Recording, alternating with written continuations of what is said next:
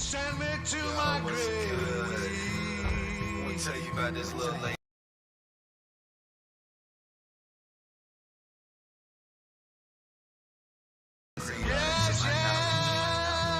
But I love her though. And I think she I loves gotta me. speak me. But you know how relationships go.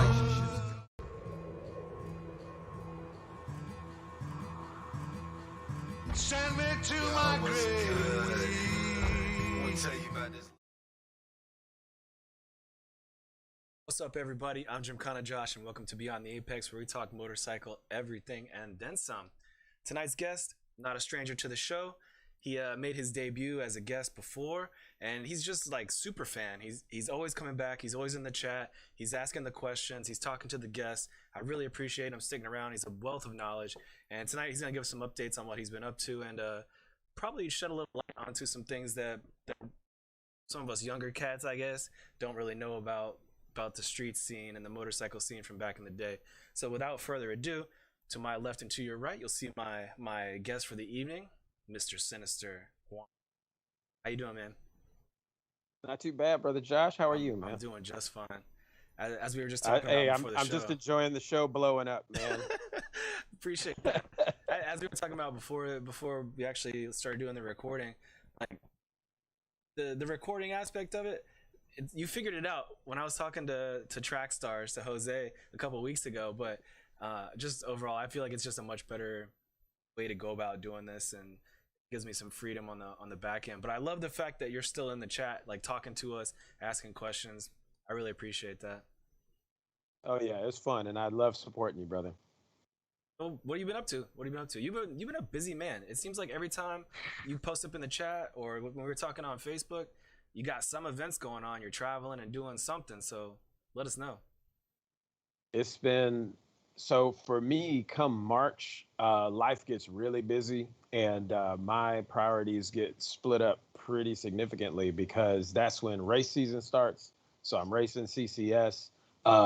That's usually when we kick off teaching the MSF course. So I'm teaching the beginner rider course.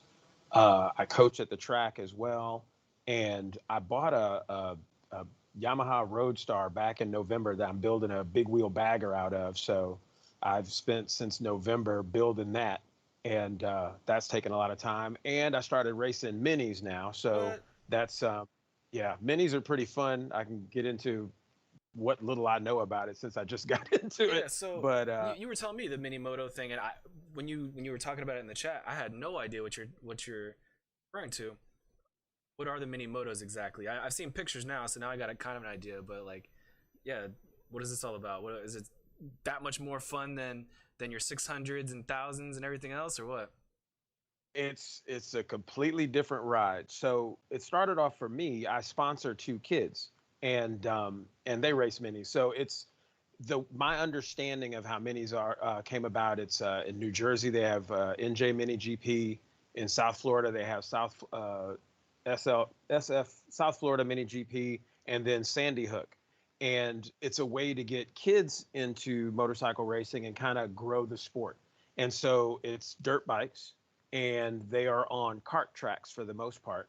And where I'm racing now with Sandy Hook, they have about as many adult classes as actually they have more adult classes as they do kids classes. So I've got a TTR 125 that I bought and built in about 2 days, and it's still kind of garbage. But Well, wait, 125 though, that's not slow. That's a pretty good size for a mini bike. it's a dirt bike, so don't let the CCs fool you, because I just found out from a guy who does a lot of work on them. He's like, the thing has 7 horsepower, so don't expect a whole lot out of it. I So have a was lot like, more that has more power than that. exactly. My pocket bike has more power than that. But yeah, and it's a ton of fun. So Sandy Hook is like 9 turns with a bowl, and a slow lap for an adult is like 30 seconds, right? So just no brakes and just toss it side to side, and it is a serious workout. And there's a lot of old cats like me out there. In fact, one of my teammates, Ashley, he's 62. Jeez, And doing the mini-moto. yes, and he's a legend too. He's been doing it a long time.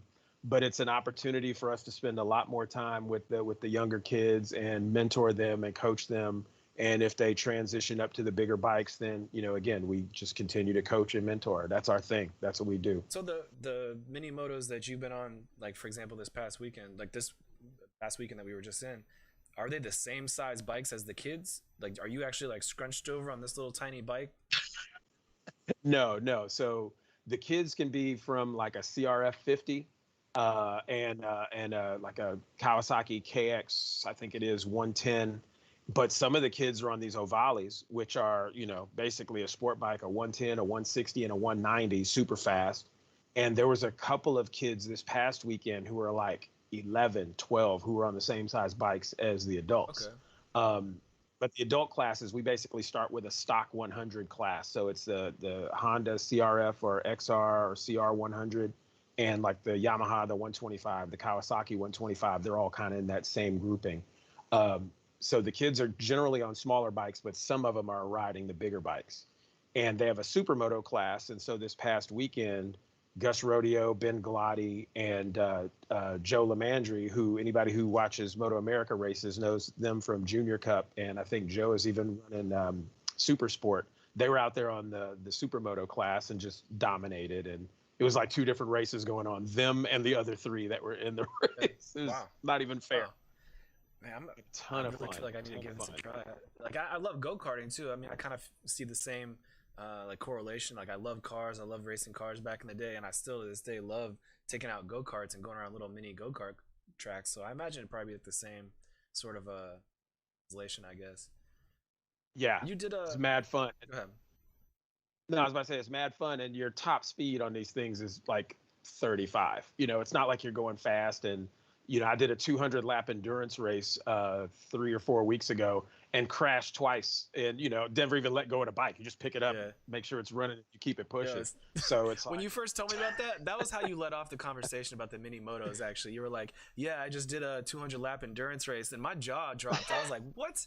Like 200 laps anywhere? That's ridiculous." But then you started explaining more, and I got to understand like, yeah, mini bikes and like short track, 30-second lap times and whatnot. So I can understand that, I guess. But still, you're still jello at the end of a stint. I bet. You do 25 laps, you're crawling off the bike and hoping you can get back on when it's your time to do it again. It was you and how many other people? Just one. Just one. Me and Cat Bailey Cox. He was actually the #1 plate holder in CCS a couple of years ago. Young Cat. He's my teammate's younger brother. So here I am, 52, and he's all of 22. But we did it. We came in 4th out of 11 on bikes that weren't terribly well prepped, and mine was running like garbage. So the fact that we came in 4th out of the 11 was still pretty good. How do you guys decide like do you do like a certain number of laps before it's his turn, or do you just go until you can't go anymore, or what? The way the Sandy Hook 200 is set up is however many people on your team, up to 4, there's 25 lap stints, and whoever the lead rider is, or whoever's on the lead lap winning, basically, once that person hits 25 laps, they throw the checker and everybody comes off the track, switches riders or switches bikes, whatever the case may be, and right back on. So that's how they do. So 25 lap stints, no matter what. Yeah. Is it how long does it? It's enough. How long does it actually take from start to finish? Each stint, I swear to God, was like 12 minutes. I mean, again, the laps are short, but you don't realize how quickly you go through 25 laps. It's like, I don't remember seeing turn 1 25 times. Yeah. Well, one time I did since I crashed in it. But but no, it goes through real quick. And then when you get off, your heart rate doesn't even have a chance to come down before the other rider's coming in and you're going back out. So it's pretty intense. I think all 200 laps took less than an hour. Wow. Like, well, no, maybe like an hour and 15 minutes. It was crazy. Just still worn out after. Oh my God, yes. Yeah, that sounds like fun. Do they do them many other places? I mean, obviously you said that like they kind of got started up in Jersey, but have you seen them anywhere else? The only 3 places I've seen them are Jersey, Sandy Hook, and South Florida. But I know NJ Mini GP is huge. I don't know if NJ Mini GP has adult classes though. I think it's still all just kids. But it's a great training ground. So most of these fast cats in Moto America Junior Cup, a couple of the guys who've gone over to Europe in like the Red Bull Rookies Cup started with NJ Mini GP. Okay. So it's a great place for the kids to learn how to race and how to ride and just get fast. Brandon Pash, who just won the Daytona 200 in March, he's racing BSB now, and he's a phenom. He's just one of those kids who's just really good and can ride anything. He came up through NJ Mini GP and was a coach there. So obviously any sort of seat time on two wheels is going to give you some experience, especially for a kid. But are the skills directly, like, do they directly translate from a moto like that into like a smaller sport bike, for example?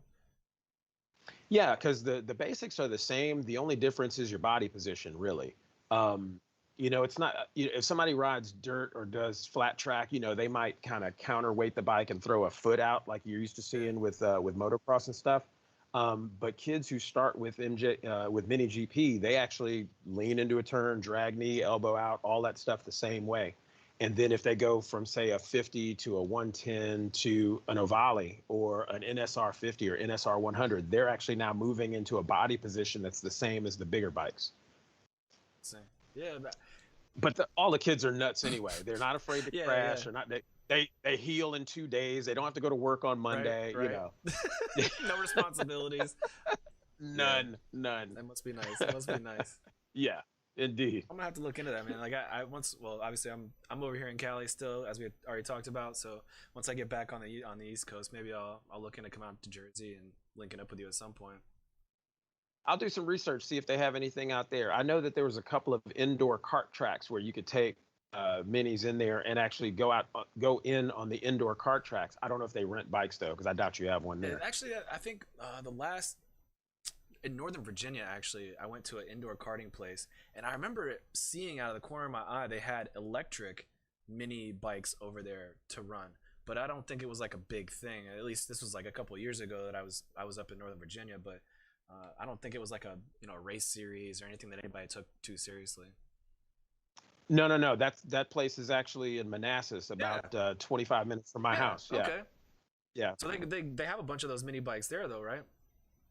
Yeah, and again, you're right. It's not a race thing. It's just for you to go in there and do something different and play around. It's fun. The electric stuff is fun too because it's like instant power. Yeah. Yeah. Slide around on the concrete floor. Yeah. I'll have to give it a shot for real. Yeah, last time I was sliding around on the floor, it was with my street bike at New York Safety Track.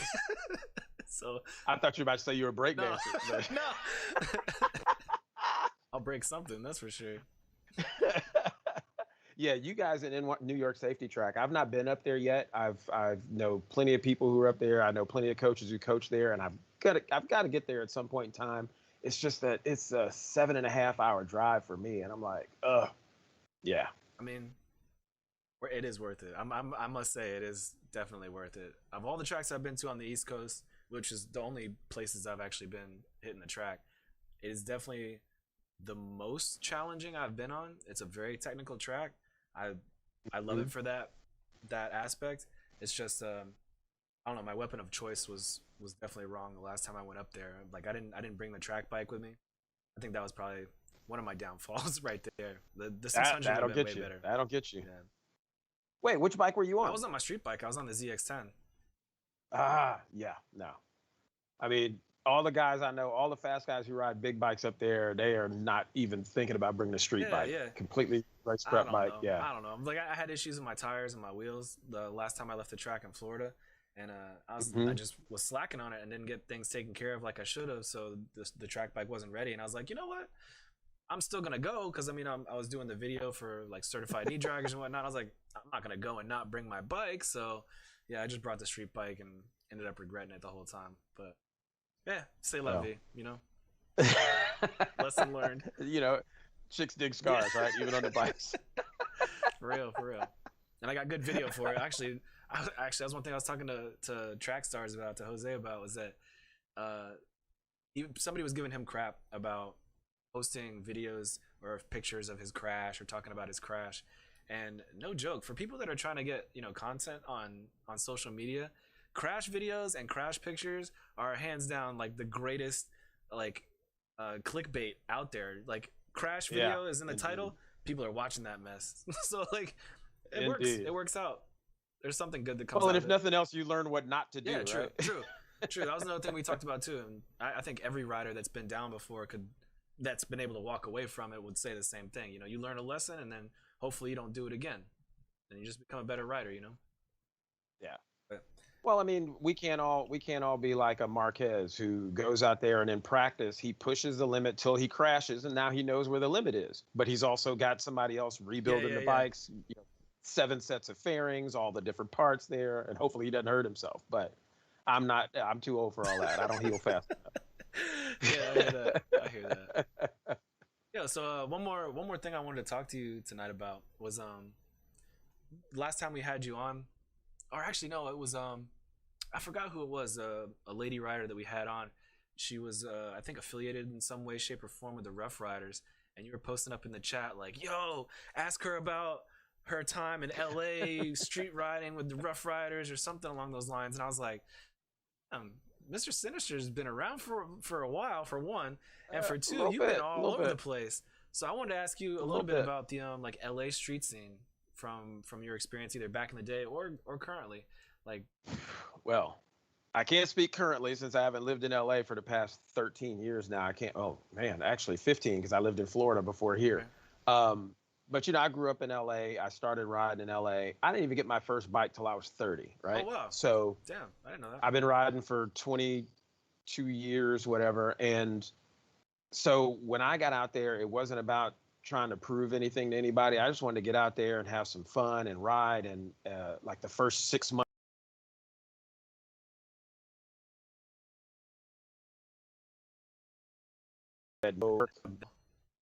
oh, no, no. And I was 30 years old hiding a motorcycle from my parents, if you can believe that. That's funny. but That's, I but I did all my riding at night. And the cool thing about that is that you meet a different group of people who hang out in the evening versus who are riding during the day. And unlike here in Northern Virginia where people are commuting and stuff like that, LA, yeah, there's some people who commute on a motorcycle, but really it's more the passion that I found anyway in Southern California. And so I was a part of like 3 different clubs over the years while I was there. I was with this club called Ghost Riders early on when I first started riding. And I refused to be part of Rough Riders because there was just everybody I hung with, my whole clique were all Rough Riders. I was the last one to put on a vest. And it was because of some stuff, right? And then they were gonna make my boy Mad the LA chapter president. So I was like, all right, I can do this. If Mad's gonna be in, I'll be in. Plus that I knew if Mad was running the organization, I'd actually be running the organization because he leaned on me a lot for some stuff. But so I was with Rough Riders for a while, and then some stuff happened, and a whole bunch of us broke loose. So I broke away, and a whole bunch of other people broke at the same time. And I said, look, don't break for my reasons. I'm breaking for my own. You break for yours. But a lot of people kind of broke, and about 15 or 18 of us started Platinum Riders, which for a short time was the biggest club in LA. And then it dissolved. like, what years was this actually? Back in That would have been like 2003 to, I was with him from 2003 to about 2005, I okay, guess. okay. I was with Rough Riders for a couple of years before that. Ghost Riders was like the first club I was a part of. Um, and I realized that my thing is not about being in a club. My thing is about riding. And I was road captain in all 3 of the clubs I was part of because it's like, I want to ride and I want to make sure everybody's safe and everybody makes it to the destination and back home. And so that was my thing. So as far as the street scene in LA in the early to mid 2000s, gang of different clubs popped up and all of them really good people, and they started to grow really big because since you can ride year round in LA and there's so many destinations, so many roads to ride, the clubs were big and there's a whole bunch of people who want to ride. Most of the clubs, most of the groups had kind of the same mentality. Let's get out there, let's ride, let's do a lot of community service, doing toy drives and food drives and things like that. And then you had the ones that were out there just mostly doing stunts and playing around and clowning. Nothing against them. Everybody has their place, right? And now a lot of those folks who are the same age as me or a little bit younger, they've grown a little bit. So now there's a few more cruisers and Harleys and choppers and whatnot out there than there were then.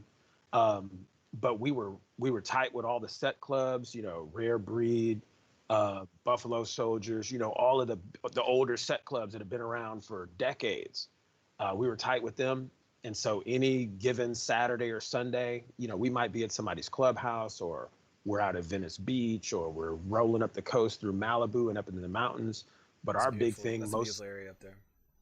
yeah, most Sunday mornings by 8:30, 9 o'clock, kickstands up. We're up in the canyons, and we'll ride the canyons for 3, 4 hours, just all back roads, sometimes never seeing the same road twice. And then we come back and end up at Starbucks or at Venice Beach or at a restaurant or on Melrose or something like that. Then we post up for a while. But it was such a big family. And I do miss that about LA, because I don't have that here in Virginia. But of course, now I spend most of my time on the track anyway.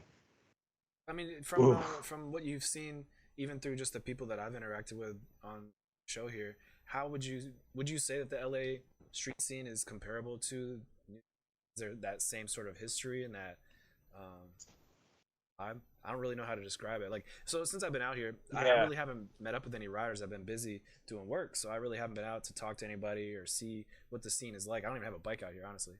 But Hmm. like I never really understood the depth of the club scene and the street scene until I got to New York. I wonder if California's got that same vibe. What I've experienced, because I've spent a lot of time in New York riding up there, is that it's different because New York is so tight, it is so compact. Stunting is bigger in New York than it is in Cali, because you got nowhere else to go when the roads are terrible and potholes. And so, you got to do stuff slow. That's why people were doing slow 12s, Wink doing that all the way back in like 2000 or whatever. Um, and I know that you got beautiful roads outside of New York. You go up into Westchester County and you go outside of the Yeah, city. up north. There's some wonderful, beautiful roads up there, especially if you start going north into New England. Um, LA, I think it's so different because it's so spread out, and you got your five boroughs in New York, and you got different groups of people. It's not homogenous at all. You've got all these specific groups, and you have clubs that are made up of specific groups of people, but it's all just Yeah. compact. I can't think of a better word than that.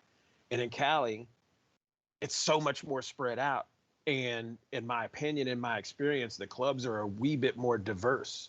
Um, but it really falls more toward what your interest is and what kind of bike you ride and what style of riding you have, more so than cultural background. Right. Which, again, my limited experience, with folks in New York, that's what I see more That's often. kind of a New York thing in general, anyway. It's not even just a motorcycle thing. That's like a New York thing. Exactly, exactly. Um, but just ton of riders in both places. I just think that there's more in Southern California, and we just have more places to ride. And if you're into back roads and stuff, literally you could ride all day on a Sunday and never do the same road twice, because we got the Santa Monica Mountains, and then we go into San Bernardino, and then you go, there's just mountain ranges right next to each other, and they're all connected. So you're just riding back roads all day long. And that's not even going north or south. That's just going east to west or west to east. And then down where you are, Yeah. Palomar and all the roads over there. There's a couple of clubs down there. Hurricanes is a club in San Diego. It's an all girls club. And there's I can't remember the name of the other two bigger clubs that are down there. But I used to ride from LA to San Diego to have lunch and turn around and go back. And I would just meet up with people down there, eat. What's the island down there? Coronado Island. Go over there and have lunch, chill with some people, ride a couple of roads, and then take off back up five and go back to I LA. might have to get some. I might have to get some information from you on some good eat spots around here. Then, Oh man, it's been a long time. Restaurants only have a shelf hey, life of so if they're long. good enough, they gonna stick around. But yeah, like I said, I don't even Indeed. have a bike out here. So like, I've been out off.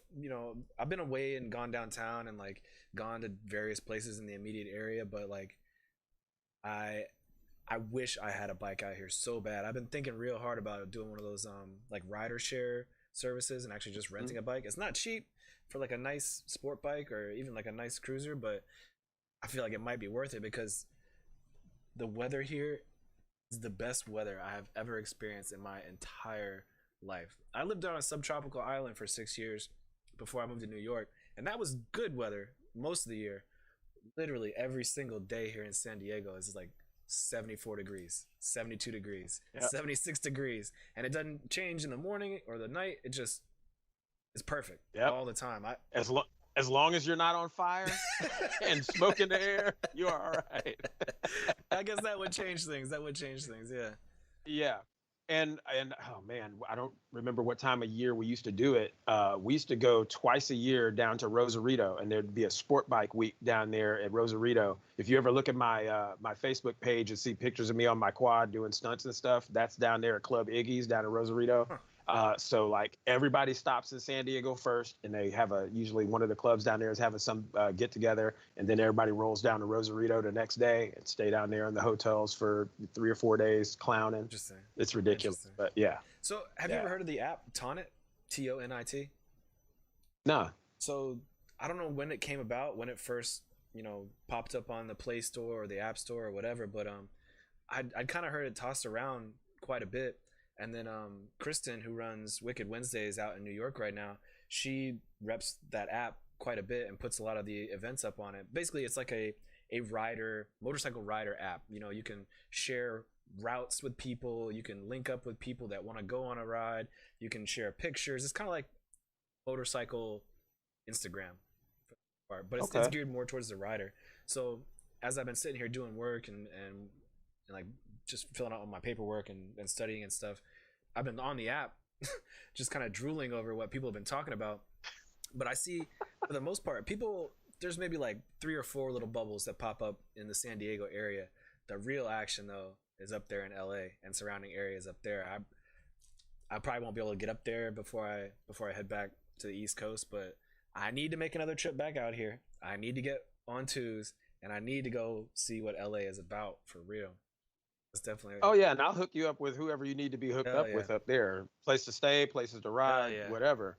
Yeah, I mean, because while I'm not riding there, I'm still friends with everybody there that I know, and so everybody who's posting up, I'm like, oh, I'm with you in spirit. Yeah, like damn it, I hate saying this. Yeah, I mean, when I go back, I have a couple of partners who have extra bikes, and they're like, Trouble, go ahead and ride this bike if you want to ride that bike. I'm like, okay, and I'll get out. And what's crazy is that, dude, we used to just destroy the streets at night. Just it was disgusting.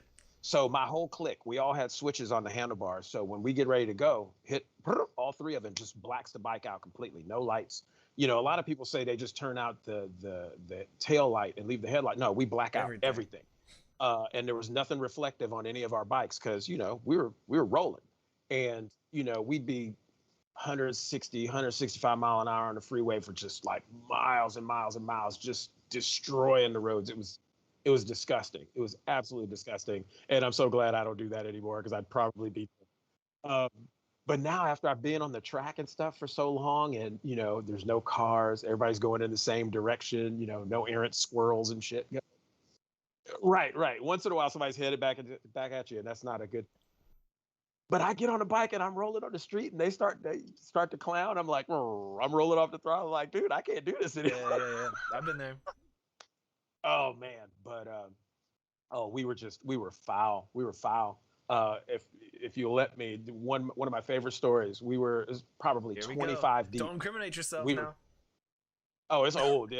Statute of limitations. It's good. So we were like 25 deep, and we were at Dave and Buster's down in Orange County somewhere.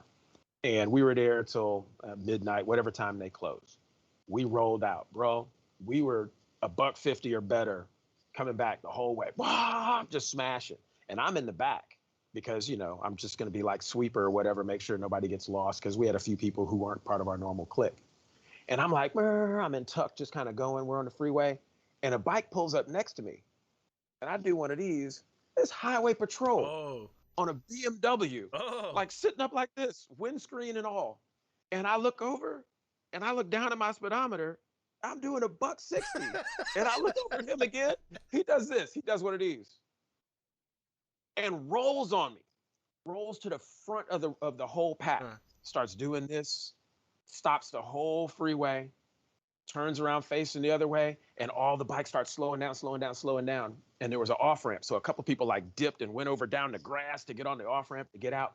And so I stopped, and I'm trying to back the bike up so I can go down, and another a silhouette pulls up behind me, and it's another cop. He says, go on up there with your friend. I was like, Nobody got a ticket.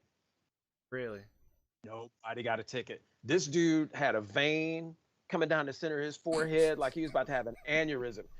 I know none of you MFs have a license to do blah, blah, blah, going off. And one dude snuck out when they finally let traffic start going, a big rig came, and this dude snuck around the outside of the rig and went down the highway. On the other side of the rig, cops had blocked all the exits for like 10 miles down the road. So they pulled him over, towed his bike, the whole shot. It's like, man, if he would have just stayed there, he wouldn't have even got a ticket. You know, he snuck away, got his bike taken. But yeah, man, that's one of my favorites. We were blacked out, smashing. It was so. What were you riding at the time? Gixxer 1000. Okay. Like that would have been my 03 Gixxer 1000, all built. You know, all my bikes were built at the time because I wasn't a small cat. I was a heavy cat, and I wanted to be faster than everybody else. So you know, I had one cat who built my motors for me, and he was sick. He had a stock wheelbase Hayabusa, and I don't care what you were riding or what you were driving. We would go into the valley up like the 5 freeway up in the valley, and there'd be Lamborghinis, Ferraris, whatever, trying to get him. It's like whatever, smash out. It's embarrassing. These cats would turn off on other exits because they were embarrassed. It was like, what are you riding right now? Oh, I got a fleet right now, but no, it's I've got a '06 American Iron Horse chopper, Iron Horse Legend, 9 feet long, loud, obnoxious. I'm building my big wheel bagger right now, 26-inch front wheel. It's like 10 feet long, tip to tip. I was out just before talking to you. I was out sanding down the bags, getting ready to shoot. You're building it. Oh yeah, built not bought, baby. No, 90% of the build I'm doing myself. The only thing I'm not doing is something I can't do. Like my pipes are custom. No, my pipes are custom, so I had those made. I have a cat custom plasma cutting my floorboards that have Sinister racing in them, and just a couple of little things. But the only thing going to be left stock on the bike when it's done is going to be the back wheel, the motor, and the frame.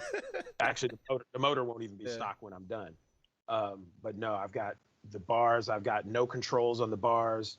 My throttle is all internal, so there's no cables. I have no brakes on the handlebars, so I'm doing 2 pedals for the foot. Really? So one will be the rear brake, be the front brake. My clutch is a twist clutch, which is crazy. It's going to take some getting used to for me. I built air ride in the front. I built air ride in the rear. Did it all myself. I didn't know you built like that. I try. I fake it till I make it, you know. But I'm on a bunch of different boards, and everybody talks about my build, and I'm chronicling the whole build on YouTube. So if you go to my YouTube channel, I'm on like episode 18. Throw out. Just going through. How do we find you on YouTube? Is it under Mr. Sinister? It's under Mr. Trouble. Mr. Trouble 1K. Okay. Well, anybody that's watching this, look it up. Mr. Sinister's building stuff out here. Oh man. Then of course I got my 2 race bikes. I got my 300, which is for sale, and it's a full super bike. I got my 400 that I race. We've got just like a little TU 250. For sale. Yeah, man. Is this the Ninja? That's my 400. That other picture is my 300. Yeah, it's a full super bike build. It's got 2 mil overboard, cams, heads, the whole shot. What year? I'll give you the homie love discount. What year?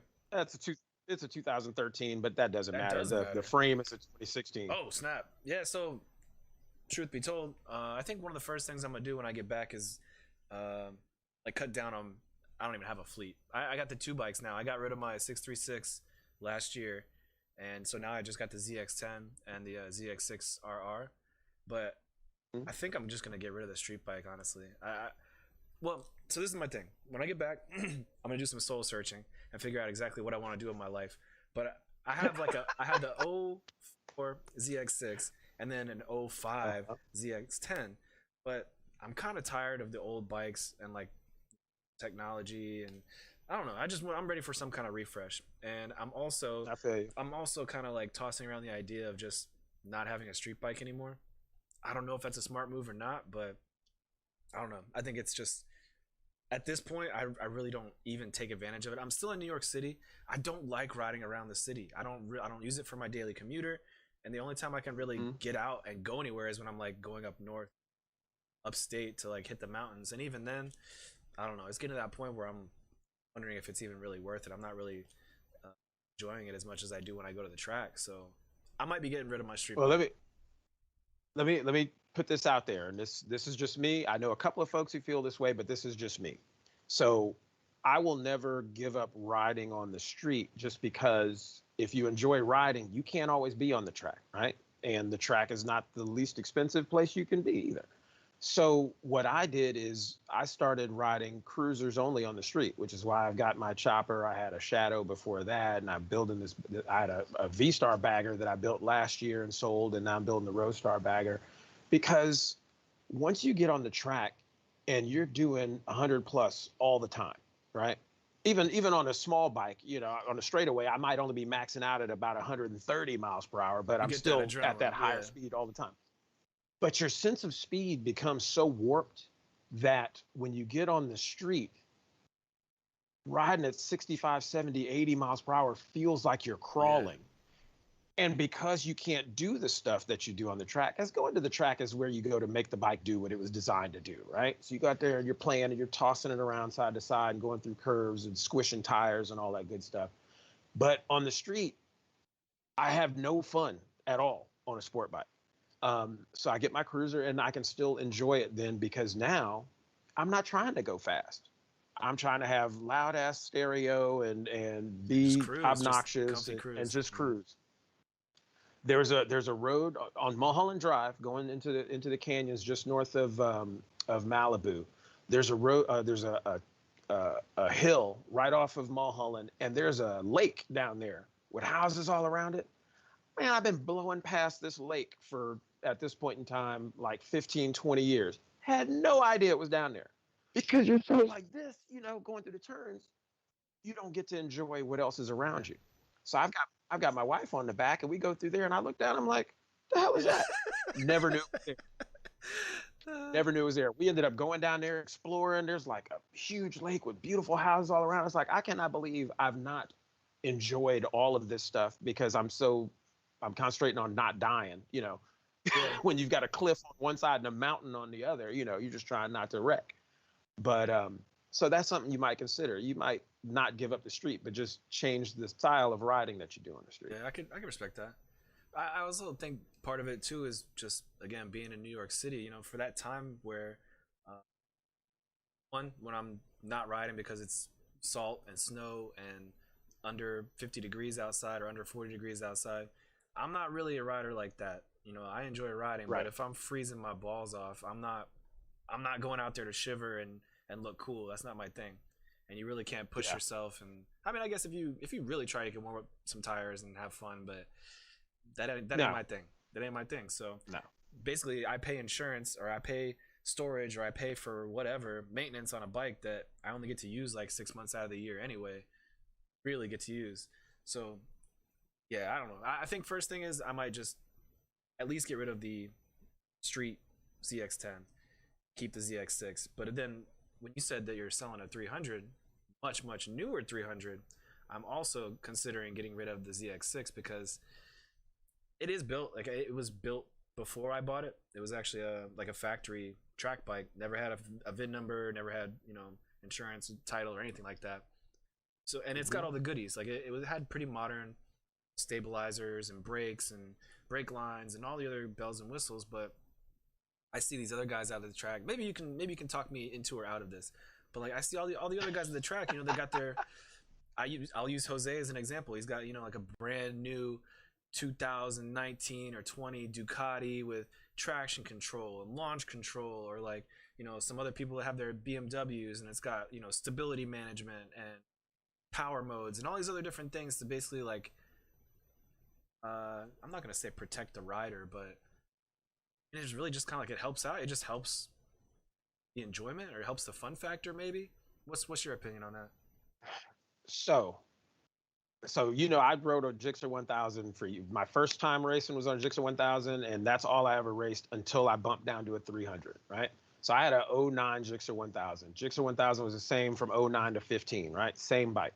I was in South Carolina on the track, on the grid, looked around. I had the oldest bike, slowest bike on the grid. I had a mild super stock build on that thing, and even on race gas, it was like 182 horsepower, right? All these new bikes from the factory, 190 plus horsepower. Few little things to unlock it. These things are 200 horsepower without even putting any power adders on them, right?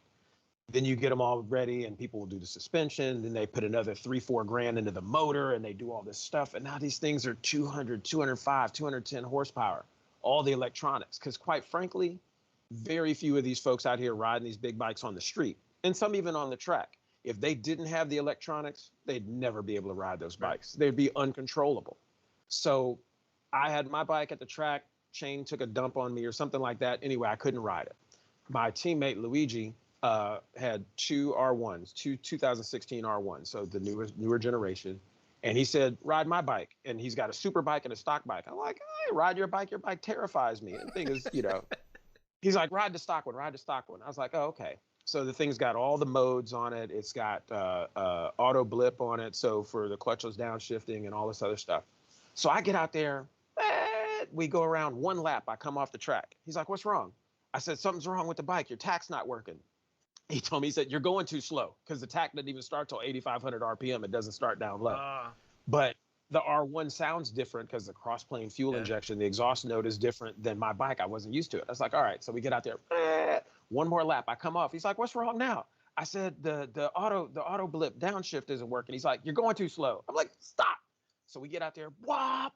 So I'm out on the bike for 10 minutes, 3 or 4 laps. I'm already doing my race times that I do on my Gixxer. Really, on a stop? Haven't touched a knee, haven't gotten to full throttle, haven't even topped out 6th gear yet. And the thing is wheeling in every gear, even with wheelie control on it, which, I like with the front wheel in the air anyway, so that doesn't bother me. But I got off the bike and I said, I understand the hype. Okay. He says, what do you mean? I said, it is so easy to ride. And there was cats jumping off R6s and getting R1s because the R1 was easier to ride than the R6. Really? Yeah, see, I believe that. Said, I've heard that a lot, actually. I believe that. It's now the ZX10 and the ZX10RR, the newer ones, are just absolute beasts to ride. I know several people who have them and they work hard to ride the bikes, even with all the electronics. But it's just got so much power. And I said I was going to get that. When I said I understand the hype, they said, oh, you're going to get the new R1? I was like, no, I'm still going to get the new Gixxer 1000 because I was Suzuki through and through. And then I thought about it. I said, I'm going to spend $17,000 on a motorcycle. I'm going to spend $4,000 to $8,000 to build it into a race bike. And then I'm not going to take advantage of all the power because my balls ain't big enough. It ain't happening. I'm not doing what these cats are doing on the track. So I'd spend all that money building a race bike and I'd have something with a bunch of power and I'd still be coming in last on the track. Because no, these cats backing it into turns on a 1000, it's one thing to do that on a 600, but to go out there on a 1000, back it into the turns and then wheeling out with the whole thing doing no. I got to go to work on Monday. See, I feel like you just kind of like, of all people, I value your opinion greatly. So hearing you say this really, it makes a big difference to me because, yeah, as much as I kind of like the idea of being the underdog, of having the older bike with no technology and all this other stuff. But let's be honest, I'm not even like a racer. I'm not out here competing for lap times, and I'm just trying to go out there and have fun. And if having fun means having a little bit of computer control or some, little support from some other area of like bike setup, I'm all about it at this point in time. I'm kind of tired of not being terrified of it, but just I have to focus so much on just me. That's really all it is. I have to focus so hard. I can't really enjoy it like I want to enjoy it. I guess that's probably not the best way to look at it, but no, that's absolutely no. It's like when you're used to, this is your traction control, this is your wheelie control, this is your rain mode. It's all right here and right here, right? And that's fun. There's nothing wrong with that. I love that. If you're out there doing a track day and just playing around and having fun, that's cool. Because now you're not worried about the competitive edge you have over somebody else, unless you're just really trying to embarrass somebody at the track, which happens. When I stepped down to a 300, bro, it was the best decision I ever made. I have so much fun because I'm giggling the whole time. You're wide open throttle all the time. If you use the brakes at all, it's just kind of a quick, and then that's it, and you go. And it's ridiculous. And my 400 is a little bit, it's 10 pounds lighter, 10 more horsepower. And it feels a little bit different because it's a taller bike, but it's the same thing. You're just, and again, wide open throttle, maybe 135 miles per hour downhill with a tailwind, you know? And so since I'm used to a bigger bike, I don't care about slowing down for turn one and having to get hard on the brakes because I'm coming in from 60, 50, 60 miles per hour slower than I was on a big bike. I'm not worried about giving it a whole handful of throttle and losing the ass in because it only has, 50 horsepower or whatever, but it's still fun. Yeah. Now, the downside to this is that I race against kids. And the kids are fast You because got a I weight outweigh them advantage. by Yeah, I was about 100 to say pounds. they outweigh you, or they weigh less than you. Yeah, and you guys were talking about little Yandel. I was actually talking to Yandel this past weekend at Sandy Hook. He's riding a Oh, okay. Volley, and I coached and mentored him at Summit Point the first round of the year, and we were dicing it up, dicing it up, dicing it up. And he came over after the race. He's like, "Yeah, it was a good race. We were mixing it up." I said, "Kid, you are dangerous." I let the wind out of his sails so quick. It was sad. It was sad. And we talked for like 15 minutes, and at the end of that, he was smiling and happy again because it's like, I want you to know you. And I told him, I said, "You're fast." I said, "But you don't know how to be fast." And he looked at me, and we talked, talked, talked. And after about 15 minutes, I said, "You're a faster rider than me, but I'm a better rider than you." And he said, "Because you're more mature on the bike than I am." And I looked at him. I was like, the fact that you as a 14-year-old Yeah, kid can say yeah. that's awesome. And so my wife had me the next morning go and talk to him, make sure he was okay. I did. His dad started talking to him, let his sails out, let the wind out his sails again. I was like, "Oh, he's okay, he's okay." And I told him, I said, "You go out. If I beat you," and then I said, "If you beat me, I'm gonna be mad. But if I beat you, I'm gonna be mad because you should beat me." And he told my teammate's wife, he's like, "Well, your teammate said if he's gonna be mad either way." So he went out there and he whipped everybody that race. And he came up to me, he's like, "How did I do?" I was like, "That was fantastic." So That's good. that's what I like doing. But so I'm not winning anything this season. It's been a very sparse Huh. year because I'm out there with all these kids. Dang. But it's good stuff. But yeah, if you want to get on the 300, man, at any point in time, if you come down my way or if I'm at Jersey and I've got the bike with me, come and just take it out there on the track. All right, that's what's up. It's it's you'll be hooked immediately. I'm telling At you. some point before the end of the year, actually, sometime in November probably, I'm making this kind of a mecca down to Circuit of the Americas. There's the Certified Knee Draggers are hosting an event down there at COTA, and I'm going down there for that. But I'm going to be driving my RV school bus down, Yes. and I think I might make a stop just on all these different places along the way. So I wanted to hit Virginia. I wanted to hit like the Tail of Dragon on the way down, and then just like if I can find the world's biggest rubber band ball or something like that, I'll stop and see stuff like that. I don't know. I think that's in Kansas. Something, I don't know. Whatever the East Coast has, I'll find it. But yeah. No, I mean, that's the great thing about being on the East Coast is that there's so many tracks, right? So I've not been to NYST. And what's funny is I still coach for TPM and they do all their stuff at NYST and Pocono. I was going to ask you if you were but still it's coaching. one day.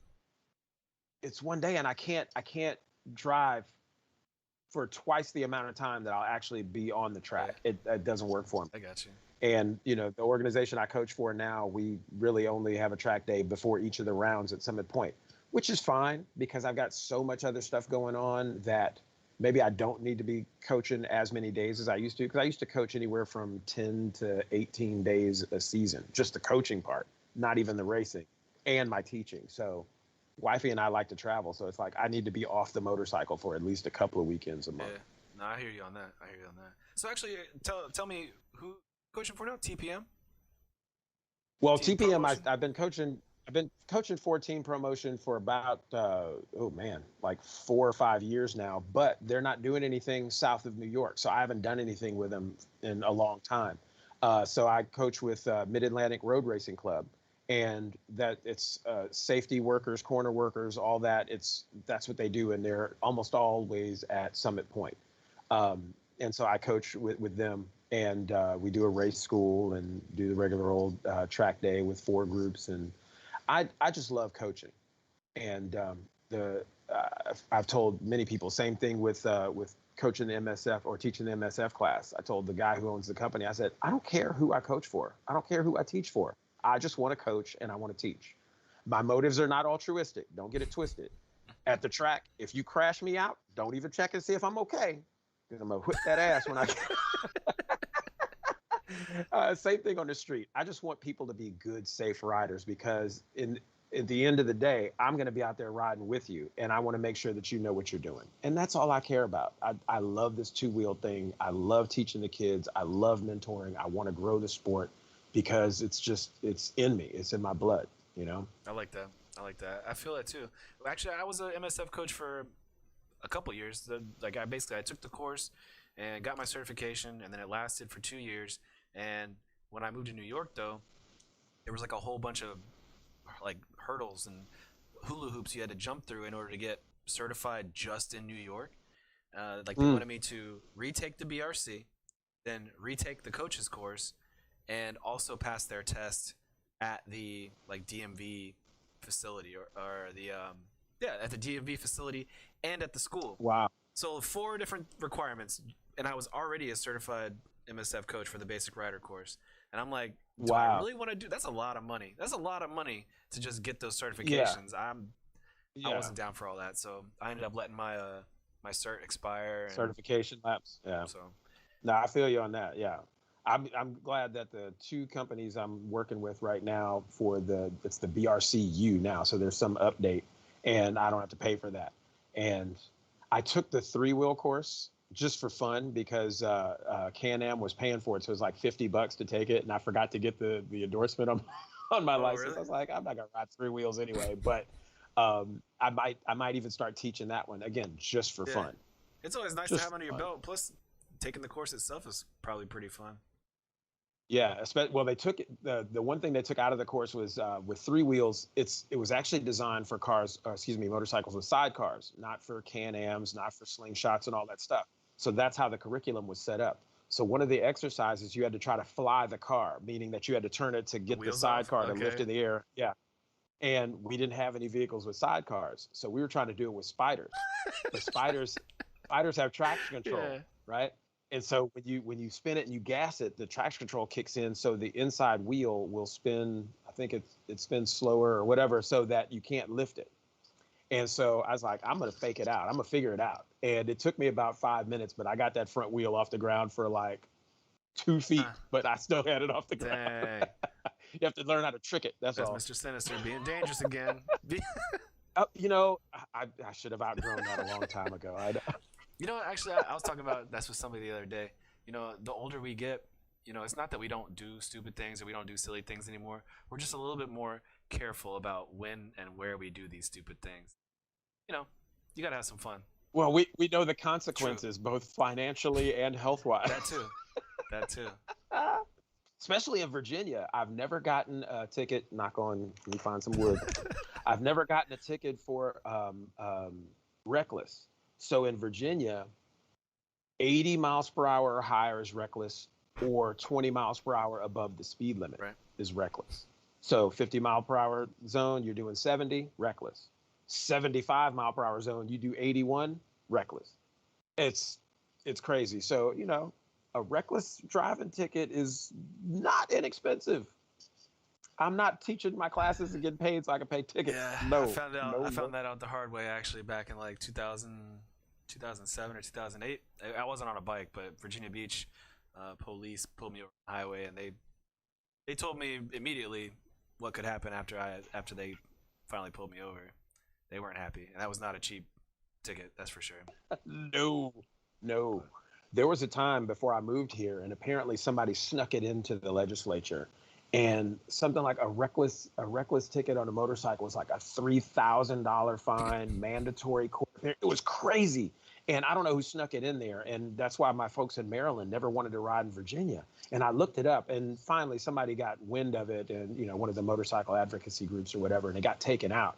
But I was like, yo, $3,000, mandatory court appearance. Man, hell's no. Let me go slow down. Let me go ride a big wheel. Yeah, I remember the police officer when he pulled me over. I was in my Subaru. I built a Subaru. Once upon a time, I had my own automotive shop right there on the Virginia Beach, not Virginia Beach, but like Virginia, North Carolina line, called Unit Motorsports. Mm-hmm. Shout out to JD, my partner in crime. But we had just finished building my 2.5 RS Subaru, and we were driving from North Carolina back to Virginia Beach, decided to have some fun on the highway, and I actually blew by an unmarked town car, I think it was, like tan color. It wasn't even like blue or white or anything like that. Just a champagne colored Crown Vic, and Crown Vic or town car, whatever it was. And yeah, pulled me over, and immediately upon walking up to my window, he looks down at me and he's like, "You know, I could take you to jail right now for that." And I was like, "Oh, did not know that, officer. I'm sorry." And then, you know, after all the paperwork and everything else, he went back to the car. I was like, "Man, this is real bad." But at least he didn't pull me out and take me to jail.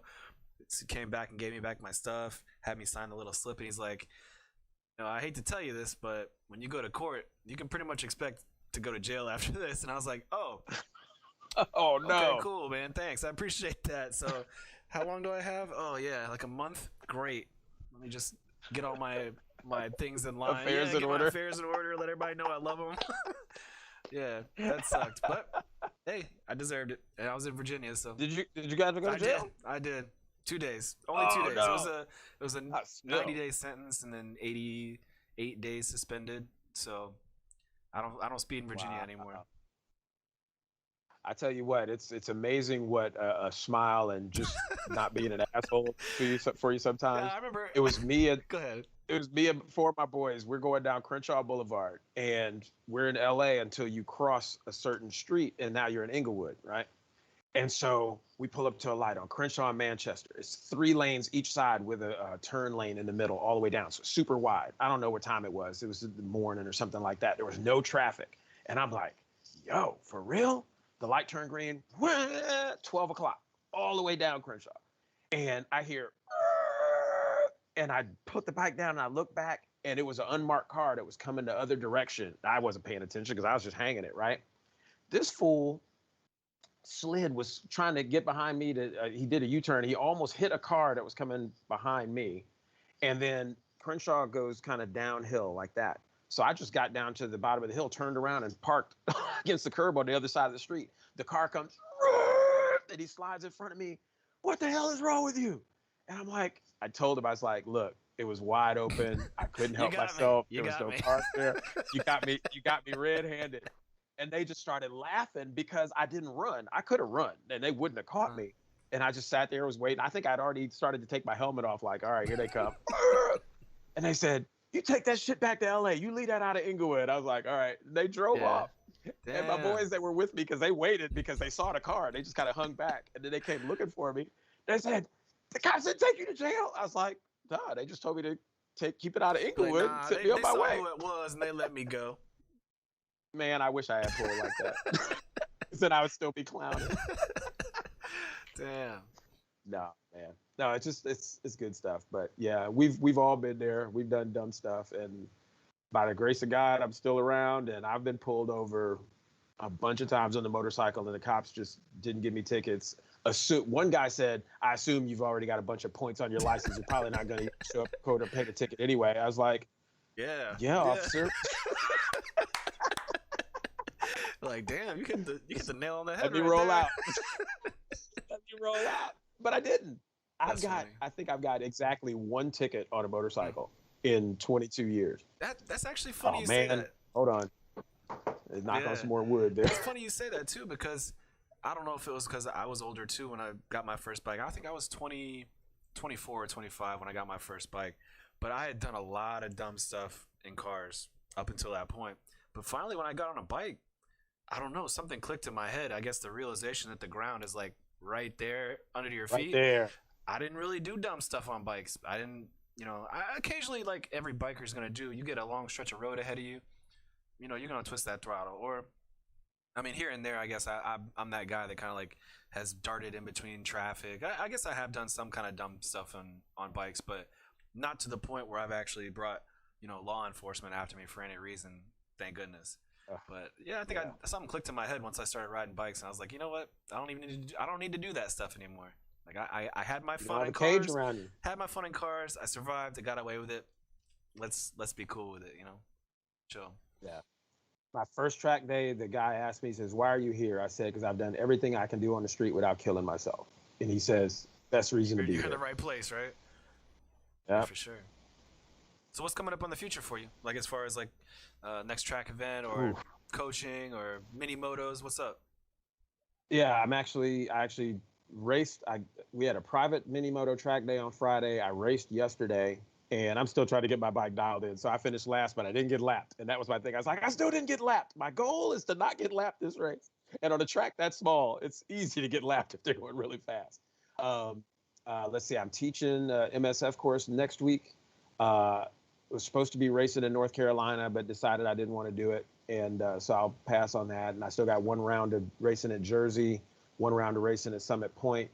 Um, I really wanted to get to Pitt this season. They're doing an endurance race there, a 4-hour endurance race, and I really wanted to do it, but I don't think it's going to happen.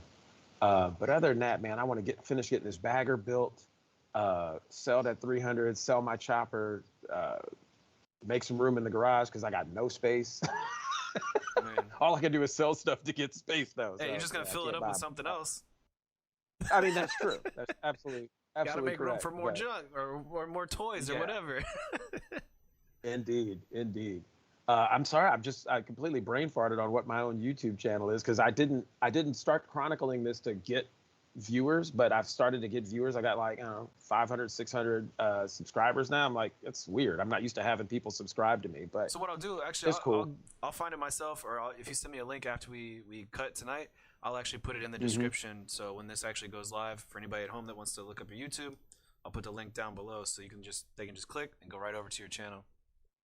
Yeah, and there's race videos in there too. So there's all kind of stuff, not just the stuff on the bagger, but if anybody's interested in that sort of thing, I'll show you some of the trials and tribulations of fabricating your own stuff and building your own bike and just trying to stand out and be different, because that's all I try to do is just be different than everybody else. Where else can people find you? Like, are you big on Instagram? Do you post it? Okay. Nope. I've got an Instagram that I've probably posted like 4 pictures on in 3 years because it's not my thing. I'm all over Facebook. I got my Sinister Racing page on Facebook, and like I said, my YouTube page, but I'm not trying to be popular, if that makes sense, and not knocking anybody that's trying to do that. But like even my YouTube page, I wasn't trying to get subscribers. I'm not, subscribe, click. I don't do any of that. But it's happening just because of what it is I'm working on, and because I have Facebook groups that I'm part of that I link my videos to. So all of those guys and gals are going over there. And it's a weird platform for me. YouTube so I'll figure it out. Instagram. It is. Instagram. Is it just pictures? I'm literally right there with you. I'm literally right there with you. For years and years and years, I had an Instagram account, and I had maybe 2 or 3 pictures on there. And nowadays, they do have more than just the pictures features. They got videos and Instagram TV and all this other stuff that's going on. But to be quite honest with you, if I could just stick with one social media platform, it would be Facebook. And I would be happy with that. But unfortunately, the way things have worked out, or what people have told me, just for getting word out, to get a bigger audience, a wider audience, got to hit the Instagram up at least a little bit to keep people's attention, or throw a link out there once in a while or something. So that's really the only reason I even started putting stuff up on Instagram, was just marketing for the most part. Yeah. I mean, I probably should use it more than I do, especially for the stuff I do, T-shirts and vinyl and different things that I make and all this stuff. It's like, well, you should have an Instagram account because that's your advertising. Free. I mean, as long as you have the motivation to do it, like it's free. I mean, you can pay absolutely. for stuff too, but YouTube's weird. YouTube's a beast in itself too. Like, I kind of agree with you. Well, I totally agree with you on the whole, like people telling you that you need to do it. That's kind of how my YouTube persona started in itself as well. I was doing, making reviews on ramen and going on rides, and all of a sudden, all these people were like, "Yo, Josh, you should really record yourself going to the track, or you should record or take pictures of your, restaurant adventures in Japan and New York." And I'm like, you know what? Why not? Screw it. Like I'm already doing it. If somebody else gets some enjoyment out of it, let's do it anyway. So exactly. And that's all it takes is for you to turn the camera on. That's it. And now here we are today. Just snowballed into this and that and this and that, and here we are. Recording shows with people. Indeed. But what episode number is this for you now? This is 51. Ooh-wee. Yeah, man. Been going for a year and like 3 or 4 months now. Steady. Yeah. I think I was episode 4. Yeah. Like you were definitely right there, like groundbreaking for sure.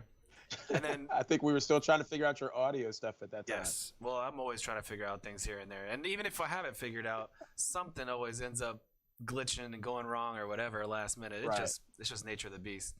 But Right. one man production team over here, so like Indeed. can't do everything. Hey, it looks good on a resume. Yeah, right. True.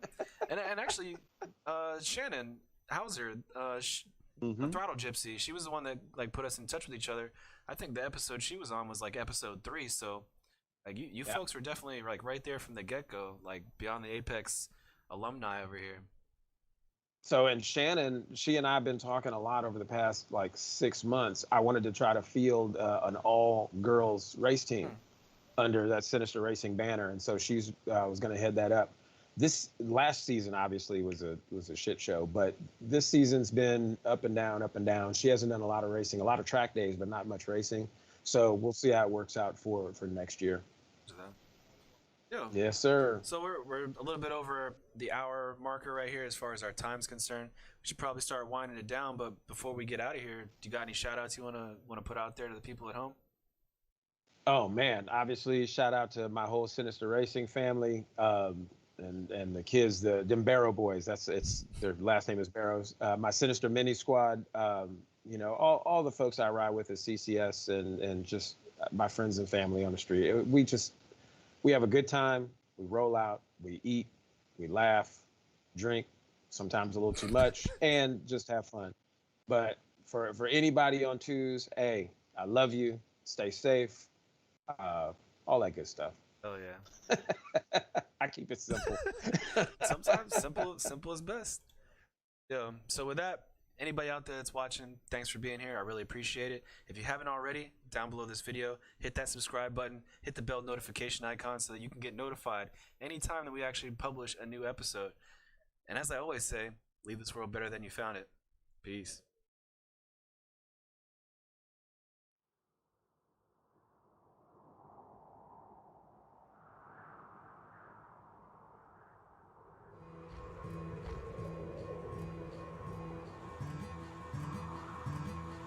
Send me to my grave.